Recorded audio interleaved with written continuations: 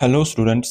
आज हम class 12th के मैथमेटिक्स पेपर के कुछ इंपॉर्टेंट क्वेश्चंस डिस्कस करते हैं। इनके एग्जाम में आने के बहुत से चांसेस होते हैं।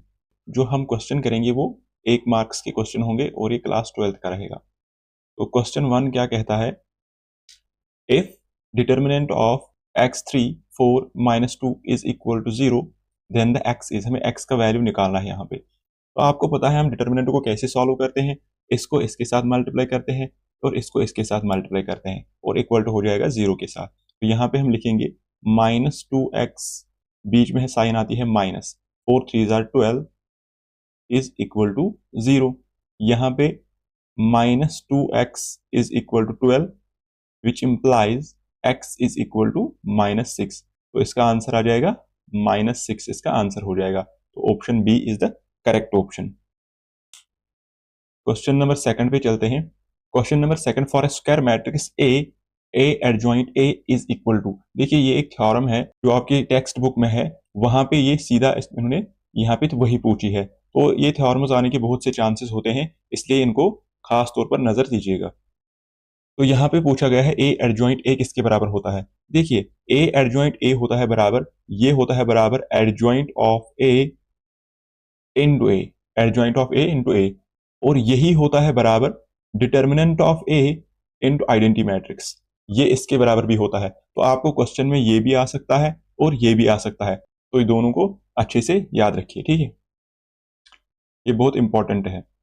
ये जो आई मैट्रिक्स होती है, आइडेंटिटी मैट्रिक्स, ये होती है मैट्रिक्स ऑफ ऑर्डर एन, ठीक है। जैसे आइडेंटिटी मैट्रिक्स को हम ऐसे लिख सकते हैं 1 0 0, यानी कि जिसके डायगोनल एलिमेंट्स 1 होते हैं, 0 1 0 0 0 1, ये आपकी होती है आइडेंटिटी मैट्रिक्स, ठीक है।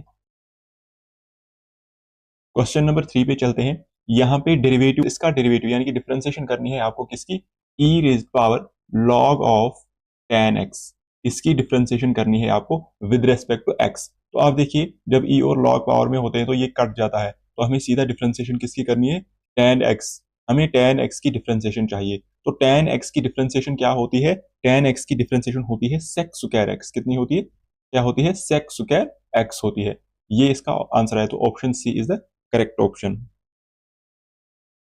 क्वेश्चन नंबर 4 पे चलते हैं। Second derivative of log x with respect x, आपको सेकंड डेरिवेटिव निकालना है इसका। देखिए अगर log x की हम डिफरेंशिएशन करेंगे तो log x की डिफरेंशिएशन होती है 1/x, होती है कि नहीं। तो यहाँ पे आपको पूछा गया है log ऑफ log x, अब यहाँ पे आपको इसको x मान के चलना है, तो क्या हो जाएगा इसकी differentiation, which is equal to 1/log x, 1/log x, और बचता है यहाँ पे जो log x, इसकी डिफरेंशिएशन हो जाएगी मजीद 1/x। तो ये इसकी डिफरेंशिएशन हो जाएगी, लेकिन ये फर्स्ट डेरिवेटिव है, ये फर्स्ट डेरिवेटिव है।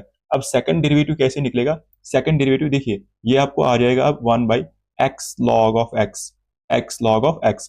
और यहाँ पे देखिए सेकंड डेरिवेटिव आप कैसे निकालोगे, यहाँ पे आपने पढ़ा होगा एक कोशेंट रूल है, यानी कि u/v जो है इसकी डिफरेंशिएशन क्या होती है, u/v की डिफरेंशिएशन क्या होती है, वो होती है u-v minus UV dash divide by V square.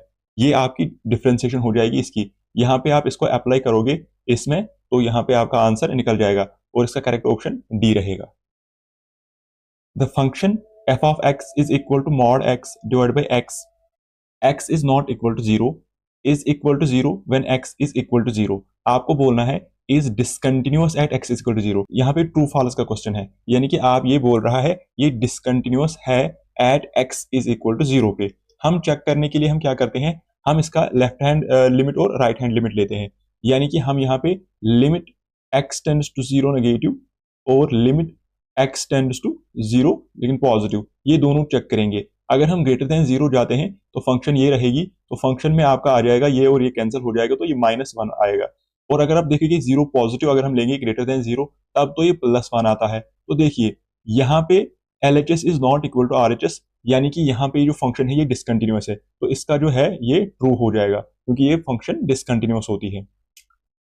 अब यहाँ पे maximum value of sine x is, maximum value sine x का क्या होता है, हमें पता है साइन एक्स जो होता है साइन 90 इज इक्वल टू 1, तो मैक्सिमम वैल्यू इसका क्या आ जाएगा, 1 आ जाएगा। Option A is the correct option. अगर आप ग्राफ पे भी देखोगे, ग्राफ है साइन का ऐसे, ऐसे साइन का ग्राफ है, तो यहाँ पे देखिए ये होता है आपका +1, ये होता है आपका +1, तो मैक्सिमम वैल्यू इसका कितना बनता है +1, तो ये यहाँ पे साइकिल ऐसे ही बनता है इसका, यहाँ पे कितना है 90 पे होता है। क्वेश्चन नंबर 7 पे चलते हैं। Integration of tan x dx, तो यहाँ पे tan x की इंटीग्रेशन आपको करनी है। आपको पता है जो इंटीग्रेशन होती है tan x की वो होती है log of mod sec x plus c is the constant of integration, ये होती है। लेकिन इसका एक यहाँ पे आप देखिए कौन सा ऑप्शन मिलता है, यहाँ पे option B is the correct option. लेकिन यहाँ पे आपको एक और ऑप्शन में डाल सकता था, देखिए यहाँ पे है log of cos x plus c, अगर इसने यहाँ पे लगाया होता है minus log of mod cos x plus c, ये भी इसका करेक्ट ऑप्शन है, क्योंकि इंटीग्रेशन जो tan x की होती है ये दोनों होती है, ठीक है, ये दोनों बराबर होते हैं, ये दोनों बराबर होते हैं। तो यहाँ पे आपको ऑप्शंस को अच्छे से पढ़ना होगा। यहाँ पे देखिए नेगेटिव नहीं था कोई ऑप्शन, कोई पहला ही ऑप्शन देखता log of cos x plus c है तो वो उसको करेक्ट मारता। लेकिन यहाँ पे आपको खास ख्याल रखना है साइंस का भी, अगर नेगेटिव होता तो ये भी करेक्ट था और ये भी करेक्ट था, क्या पता इसने इसको नेगेटिव दिया होगा और इसको भी नेगेटिव दिया होगा, इसलिए यहाँ पे आपको साइंस का खास ख्याल रखना है, ठीक है। क्वेश्चन नंबर 8 पे चलते हैं। Two lines are parallel if their direction ratios are, दो लाइन्स कब पैरेलल होती है, अगर उनके डायरेक्शन रेशियोज जो होते हैं वो प्रोपोर्शनल होंगे, क्या होंगे, प्रोपोर्शनल होंगे, ठीक है।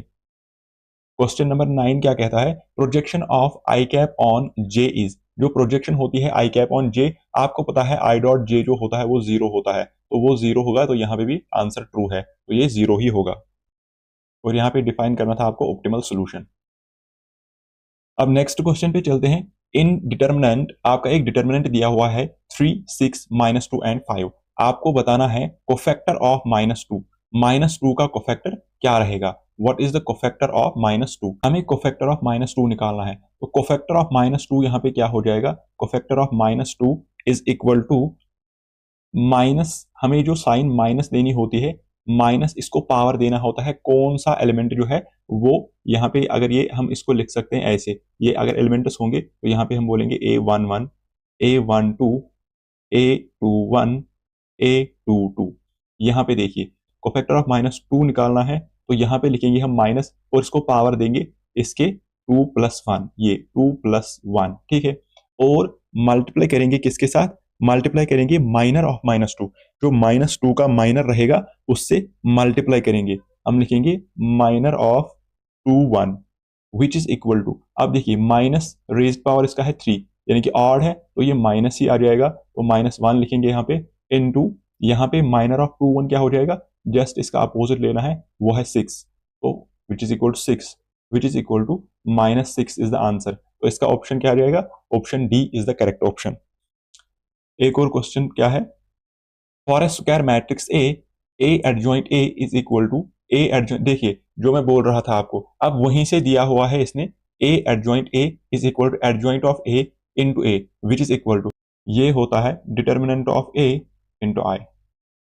ये कुछ इंपॉर्टेंट क्वेश्चंस थे, और इसके अलावा डिफरेंशियल इक्वेशन में आपको एक और क्वेश्चन जो है वो आता है, इंपॉर्टेंट है, इसमें एक क्वेश्चन आता है, चाहे वो ऑब्जेक्टिव पे आ जाए या किसी और पे, तो लेकिन इसमें एक ऑब्जेक्टिव तो आता ही आता है आपको, वो है order, order and degree, order and degree of differential equation. आपको ऑर्डर और डिग्री पूछेगा डिफरेंशियल इक्वेशन की, आपको डिफरेंशियल इक्वेशन दे देगा और आपको ऑर्डर या डिग्री पूछेगा इसकी क्या होगी।